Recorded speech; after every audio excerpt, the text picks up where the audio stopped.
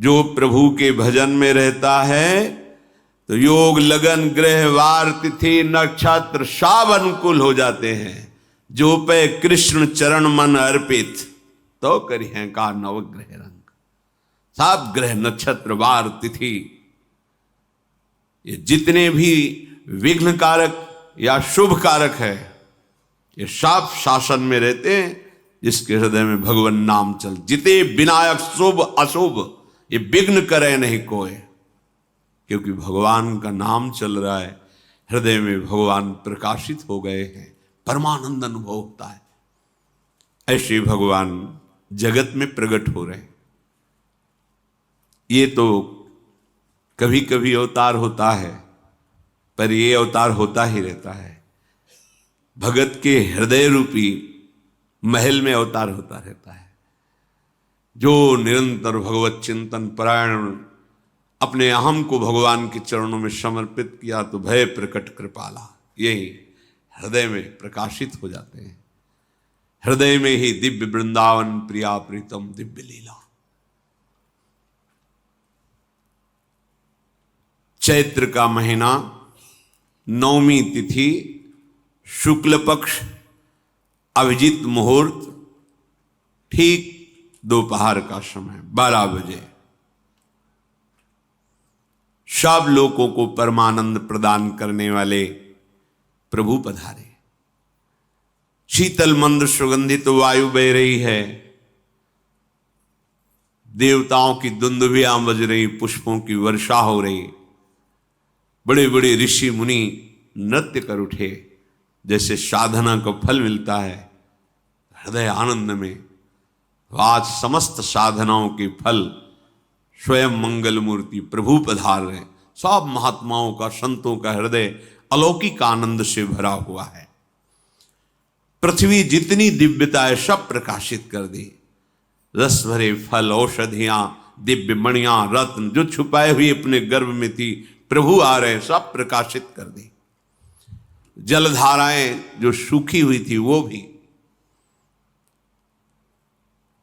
जब ब्रह्मा जी ने देखा कि जो भगवान ने आकाशवाणी में कहा था वो सब सत्य हो रहा है, आकाश में ब्रह्मा जी समस्त देवतागण विराजमान होकर के अंजलियों में दिव्य पुष्प लेकर के वर्षा कर रहे हैं, सुंदर सुंदर अलग अलग वाद्य बज रहे हैं, ऋषि मुनि देवता सब स्तुति कर रहे हैं, प्रणाम मुद्रा में सब खड़े हैं, क्योंकि समस्त लोकों का पालन करने वाले भगवान श्री हरि महाराज चक्रवर्ती सम्राट दशरथ जी के भवन में प्रकट हो रहे हैं। तो आकाश में सब ईश्वर कोटि के महापुरुष पुष्पांजलि अर्पित कर रहे हैं। उसी समय भगवान का प्रादुर्भाव होता है। भगवान कभी गर्भ से नहीं प्रकट होते, लीला होती है, ऐसा अनुभव होता है गर्भ है, पर पहले भगवान भगवान के रूप में प्रकट होते हैं, फिर वो बालक बन जाते हैं। कभी ऐसा कहीं नहीं मिला, अनुभव होता है ऐसा, समय से गर्भ रहा, समय से गर्भ बढ़ा, ऐसा अनुभव होता है, पर भगवान प्रकट होते हैं। इसीलिए भय प्रगट कृपाला दीन दयाला कौशल्या हितकारी हर्षित महतारी मुनि मनहारी अद्भुत रूप विचारी लोचन अभिरामा तनु घन श्यामा निज आयुध भुज चारी भूषण बनमाला नयन विशाला शोभा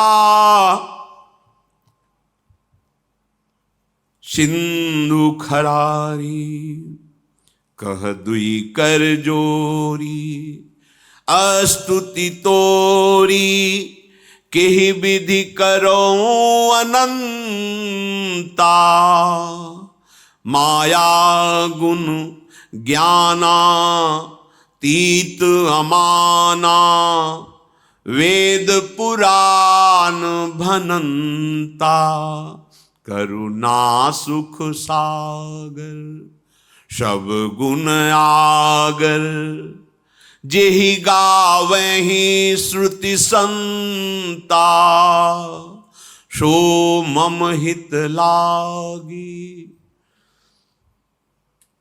जन अनुरागी, भयउ प्रगट श्रीकंता, ब्रह्मांड निकाया निर्मित माया, रोम रोम प्रतिवेद कहे, मम उर्षो बाशी, यह उपहासी, सुनत धीर मति थिर न रहे, उपजा जब ज्ञाना प्रभु मुस्काना, चरित बहुत विधि कीनि चहे, कही कथा सुहाई मातु बुझाई, जेहि प्रकार सुत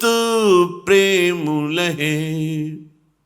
दीनों पर दया करने वाले, बात समझिए। बहुत तपस्या है, बहुत गुण है, बहुत बड़े साधक हो, बहुत बात अभी नहीं बनी। दीनों पर दया करने वाले। अगर हमारा भजन साधन बन रहा है, हमें भगवत चर्चा कथन श्रवण का सौभाग्य, धाम नाम रूप लीला, ये मेरे प्रभु की हेतु की कृपा है। आप एक बार भी राधा नहीं बोल सकते, कृष्ण नहीं बोल सकते, एक मिनट भी आप नहीं आ सकते, ये केवल मेरी लाडली की कृपा है। हृदय में किंचन मात्र गर्व नहीं, अभिमान नहीं। वो हमारे भगवान को बहुत प्यारा होता है, प्रियालाल को बहुत लाडला होता है। हमें प्रभु के अगर चरणारविंद के अनुराग में डूबना है तो विवेक से देखो है क्या पास हमारे। अगर कुछ भी दिया हुआ है भौतिक आध्यात्मिक, वो सब मेरे प्रभु का दिया हुआ है, तो गर्व किस बात का, अहंकार किस बात, तो दैन्यता आ जाएगी। अज्ञान से ये अहंकार बढ़ता है, ज्ञान से इसका समन हो जाता है। चाहे भौतिक हो चाहे आध्यात्मिक हो, मेरे को सब कुछ मेरे प्रभु ने तो दिया है। ध्यान देकर देखो तुम्हारी उपज क्या है, तुम भी तो उन्हीं के अंश हो। न तुमने शरीर बनाया, न संसार बनाया, तो फिर अध्यात्म तो भौतिक अध्यात्म सब कुछ मेरे प्रभु का दिया हुआ है, सब कुछ प्रभु में है। तो फिर अहंकार किस बात का, दैन्य हो जाओ। यंत्र कहे कि मैं दक्षिण की तरफ चलूंगा और यंत्री तुम्हें उत्तर की तरफ चलावे तो एक कदम चल नहीं सकता यंत्र। ठीक ऐसे ही तुम हो, पर यह ज्ञान ना होने के कारण अहम वृत्ति को स्वीकार करके मनमानी आचरणों में उतर गए। अब तुम्हारा यंत्री माया हुई, यंत्रारूढ़ानि मम माया। और यदि भगवद आज्ञा का पालन करते हुए भजन परायण, तो आप भगवान के हाथ के यंत्र बन जाओगे, महासुख में निमग्न हो जाओगे। जो दीनों पर सदैव दुलार करते हैं, माता कौशल्या जी को परम सुख देने वाले प्रभु प्रकट हुए।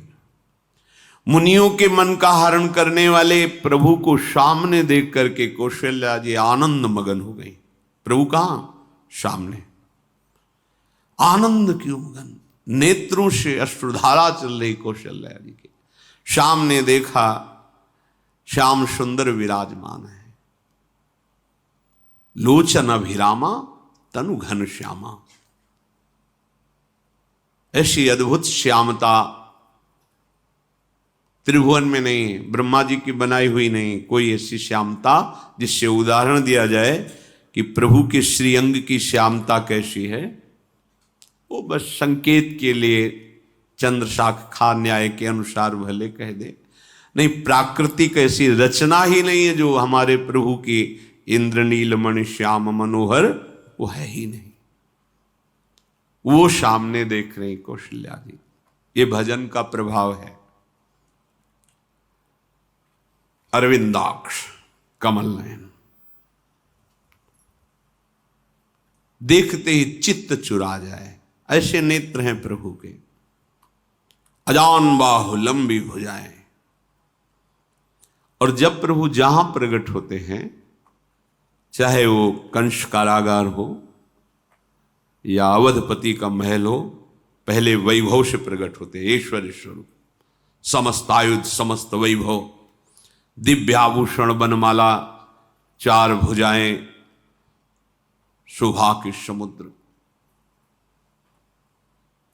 आसुरी वृत्तियों का, भावों का, व्यक्तियों का नाश करने के लिए प्रभु प्रकट हुए हैं। इसीलिए प्रभु से भी बढ़कर प्रभु का नाम है। वो व्यक्ति का नाश नहीं करता, वो वृत्ति का नाश करके भगवत दासत्व प्रदान कर देता है। बहुत अपार महिमा भगवान नाम की है, प्रभु के नाम की है। प्रभु प्रकट होते हैं तो दुष्टों का विनाश करते हैं, लेकिन प्रभु का नाम जिसके हृदय में प्रकट होता है, दुष्टता का नाश करके उसे जगत पावन करने वाला बना देता है। तीर्थी कुर्वन्ति तीर्थानि, वो जहां चरण रख दे उसे निष्पाप कर देता है। भूमि को, वायु को निष्पाप कर देता है, जिसकी जिह्वा पे नाम चलता है। मैया ने देखा, कौशल्या जी ने, जगत के स्वामी सामने विराजमान, दोनों हाथ जुड़ गए। हे अनंत, मैं कैसे आपकी स्तुति करूं? वेद पुराण ये सब स्तुति करते हुए हार गए, नेति नेति कहकर आपका पार नहीं पाए। माया से, गुणों से, ज्ञान से भी आप परे हैं, असीम हैं, अनंत हैं। श्रुतियां, संतजन सदैव आपका यश गान करते रहते हैं। हे दया के समुद्र, हे शब्द, सुखों के धाम, गुणों के धाम, भक्तजन सदैव आपका गान करते रहते हैं। आज वही प्रभु मेरे सामने प्रकट हैं। हे श्रीपति,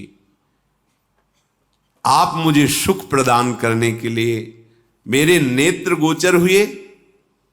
अरे जिनके रोम रोम में अनेकों ब्रह्मांड वास करते हैं, एक रोमकूप में अनेकों ब्रह्मांड वास, वो प्रभु मेरे पुत्र कहलाए, ये तो हंसी की ही बात है।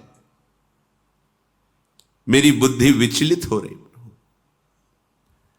कहां आप असीम महिमा अनंत विराट, आप मेरे पुत्र। जब ऐसा वर्णन कर रहे तो प्रभु मुस्कुराए।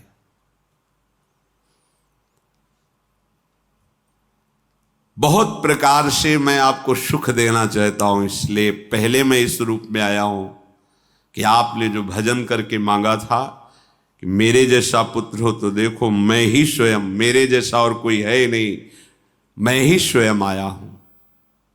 तुम्हें याद है? याद, स्मृति आई। हाँ प्रभु। फिर प्रभु अब इस रूप में नहीं। माता पुनि बोली सोमति डोली, तजहु तात ये रूपा, की जैसी सुलीला अति प्रियशीला, यह सुख परम अनूपा। हाँ हाँ प्रभु, याद आ गया। ओहो, अहो भाग्य, अहो भाग्य। तो फिर प्रभु ये रूप छोड़ो, और जो सुख देने के लिए आप पधारे हो वो रूप धारण करो। प्रभु जब आप हमारे पुत्र बनने के लिए आए हो तो फिर शिष्य रूप धारण करो। जो ही माता कौशल्या जी ने ऐसे वचन उचारे तो सुनी बचन सुजाना, रोदन ठाना, होई बालक सुर भूपा, यह चरित जिगावहीं, हरि पद पावहीं, ते न परहीं भवकूपा। इतना सुनते ही सुजान भगवान श्री हरि नवजात शिशु होकर के रोने लगे। जो इस पावन चरित्र का गान या श्रवण करता है वो कभी दोबारा इस संसार में जन्म नहीं लेता है। भगवान के कैसे महामहिम चरित्र। देखो अभी भगवान प्रकट हो रहे हैं और उसका फल बता रहे कि जो भगवान की इस पावन लीला का गायन या श्रवण करेगा, दूसरे साधन बने ना बने, निश्चित तो भगवत प्राप्त हो जाएगा। इसका फल ही है ये चरित जिगावहीं, हरि पद पावहीं, ते न परहीं भवकूपा। ब्रह्म ऋषियों के लिए, गौ देवता संत भक्तों के लिए स्वयं भगवान लीला सुख प्रदान करने के लिए अवतरित हुए हैं। सतोगुण रजोगुण तमोगुण से अतीत भगवान का चिदानंदमय देह है, मनुष्य रूप में ही प्रकट हो रहे हैं। पर ये मायाकृत नहीं, ब्रह्मा की सृष्टि का नहीं है। चिदानंद सच्चिदानंद रूपाय, ऐसे ही चिदानंदमय देह तुम्हारी, विगत विकार जान अधिकारी। निज इच्छा निर्मित तनु है, कर्म बंधन से नहीं, प्रकृति के अधीन नहीं, प्रकृति को अधीन